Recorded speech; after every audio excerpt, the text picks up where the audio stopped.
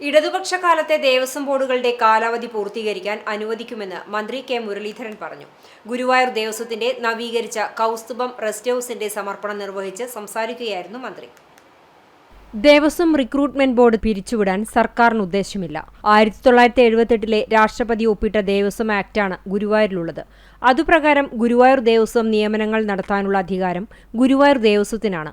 ഇക്കാര്യത്തിൽ ഇനി സുപ്രീം കോടതിയിൽ പോകേണ്ടെന്നാണ് സർക്കാർ തീരുമാനം. നിലവിലെ ദേവസ്വം ബോർഡുകൾ സർക്കാരുമായി സഹകരിച്ചാണ് മുന്നോട്ടു പോകുന്നത്. തിരുവിതാംകൂർ ദേവസ്വം ബോർഡുമായാണ് ചില അഭിപ്രായ വ്യത്യാസമുള്ളത്.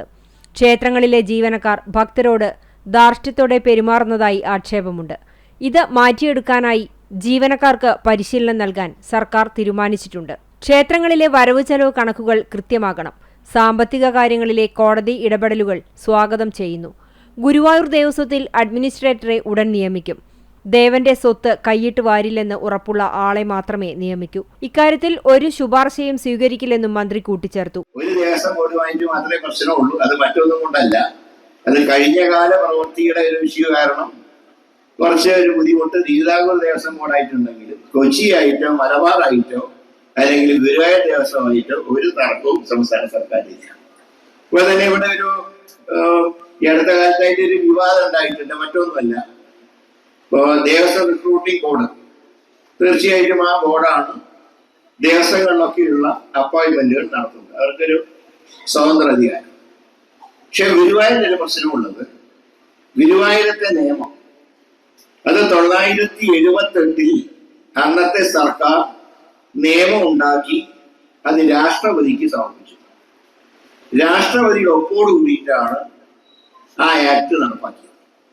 പക്ഷെ ഇന്ന് ഈ ദേവസ്വം റിക്രൂട്ട്മെന്റ് ബോർഡ് വന്നപ്പോൾ രാഷ്ട്രപതി ഒപ്പിട്ടൊരു നിയമം ഗുരുവായൂർ ക്ഷേത്രത്തിലുള്ളത് കൊണ്ട് ഗുരുവായൂർ ക്ഷേത്രത്തിന് അത് ബാധകമല്ല എന്നാണ് ഹൈക്കോടതി വിധി. ചിലര് അതിനെ സുപ്രീം കോടതി ചോദ്യം ചെയ്തിട്ടുണ്ട്. സംസ്ഥാന സർക്കാർ എടുത്ത തീരുമാനം ഗുരുവായൂർ ദേവസ്വം ബോർഡ് തന്നെ ജീവനക്കാരെ തെരഞ്ഞെടുത്തോട്ടെ എന്നുള്ള ആ 78 അന്ന് സർക്കാർ എടുത്ത തീരുമാനം തന്നെയാണ് ഈ സർക്കാരിന്റെ നയം. തന്റെ പിതാവ് കെ കരുണാകരൻ 40 വർഷം മുമ്പ് ഉദ്ഘാടനം ചെയ്ത കൗസ്തുഭം റെസ്റ്റ് ഹൌസ് നവീകരിച്ച് ഭക്തർക്ക് സമർപ്പിക്കുന്നതിന്റെ ഉദ്ഘാടനം തനിക്ക് നിർവഹിക്കാനായത് ഭാഗ്യമായി കരുതുന്നതായും കെ മുരളീധരൻ പറഞ്ഞു. ദേവസ്വം ചെയർമാൻ AV ഗോപിനാഥ് അധ്യക്ഷനായി.